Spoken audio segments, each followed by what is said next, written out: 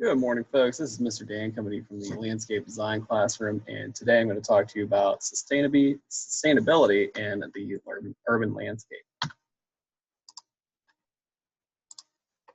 So the main idea here is, what does sustainability in the urban landscape mean? Let's look at the word sustainability first. This is a word frequently used in agricultural discussions. One meaning is to keep an action or process going. And if we take a look around here at our chart, it's kind of like the circle of life here for sustainability. So planting, growing, harvesting, marketing, back to planting, and so on. So urban sustainability. So we have two words here: urban, which means cities and towns, and then sustainability, which is managing resources so they will not be used up or permanently damaged. So this ends up being urban sustainability. So managing resources in cities and towns so that they will be preserved for future citizens. So it's a finite supply. So not infinite, but finite. So this means it's limited. Also, only so much air, water, and soil. Natural resource choices affect long-term health of air, land, and water. Ability to make money. And then choices made by governments, businesses, farmers, and individuals can either sustain or damage the environment. So there's three parts of urban sustainability: so preserving natural resources, meeting community goals, and using financial resources wisely. So preserving natural resources, managing air, water, and soil requires intentional planning for wastewater, air pollution, and toxic chemical disposal. Requires all segments of the population, which include farmers, businesses, and citizens. So what do we do with things that potentially can harm the environment? We have to figure out different ways to dispose of those, or how to do a little bit better with our carbon footprint. So water quality concerns: lead contamination, sewage and chemical contamination, phosphorus banned from detergents in some cities and states, erosion, water treatment plants to remove bacteria and other pollutants. So there's a lot of stuff here that we have with quality concerns. I mean, if we take a look at lead contamination, we just have to take a look at what's going on in Flint, Michigan right now with what's going on in their water system. So depending on what you're putting into that water, it can be pretty bad for you. So always be aware of what is in your water and what factors are going into it. So whether there's a bacteria being put in, whether there's a new mixture being put into it, or if there's something natural happening that's going to pollute that water. Now, who needs water? Just about everybody. So household activities and landscaping, business manufacturing, farmers and ranchers, wild animals and plants, and recreational uses. So fierce competition for scarce water supplies. And some tips for efficiency: fix plumbing leaks, use drip irrigation and water during colder parts of the day, use recycled water for golf courses and athletic fields, and then use plants and xeriscaping.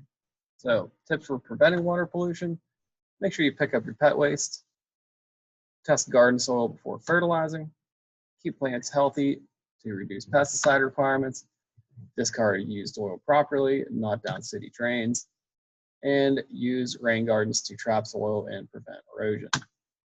So some challenges for preserving soil: urban heat island effect. This is a covered land surface, such as a building, parking lot, etc., that makes urban areas hotter than surrounding rural areas. So if you ever go to the city on a warmer day, whenever it's like the 80s out in the country, it's probably going to be in the 90s, possibly hundreds in the city, just because that concrete, asphalt, whatever you're walking on, and the building surfaces are reflecting light onto you. So that temperature is always going to be slightly higher. So less bare earth to grow plants and absorb rainfall, concentrated fertilizers and other chemicals, and more erosion with swiftly rushing rainwater. So whenever you get into the city, it's basically like a concrete jungle. So any of your soil or anything is going to deplete itself more quickly, just because whenever that rushing water is going over top, there's not really anywhere else to land, so it's going to end up flying right out of there. Tips for sustaining soil in urban areas. Limit water runoff through preventative landscaping and rain gardens. Compost dead plant material to improve and enrich the soil. Plant shade trees to absorb rainwater, cool the air, and lower the urban heat island effect. And moving into biodiversity, the variety of living things in an ecosystem. So we kind of have a combination of things going on right now. So a very diverse system would be the one on the left, and little diversity would be on the one on the right. So very diverse supports more kinds of plants and animals. Examples would be the rainforest. And a little bit of diversity, or very little, would be increased susceptibility to insects or disease. So something like an athletic turf.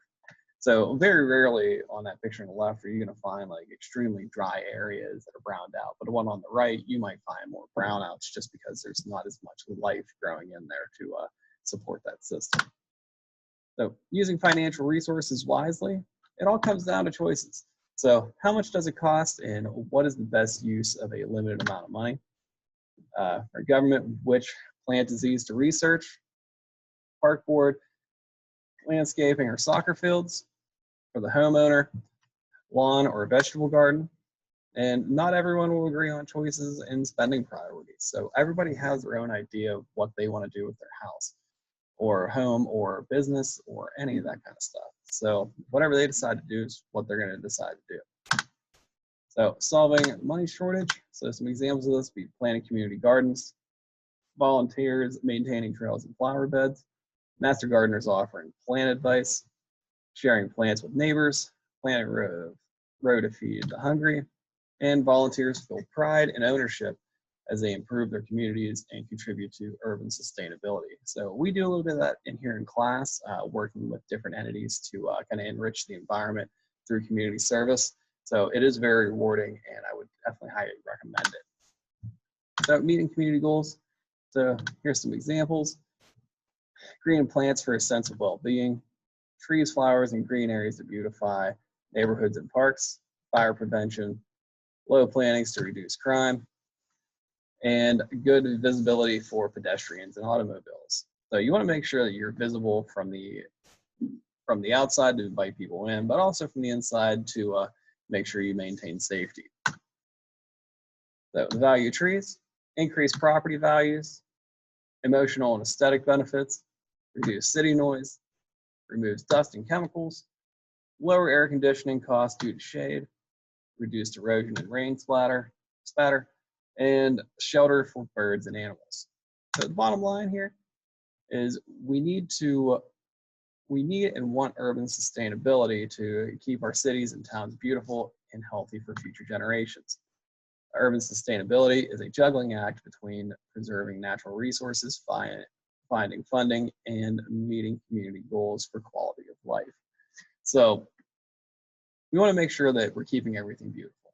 So what we're looking to do here is, through community involvement, is creating green spaces to provide that better quality of life. So that is the end of my presentation. If you have any questions at all, you can reach me down in the Landscape Design classroom. I appreciate your time today, and enjoy your day, folks.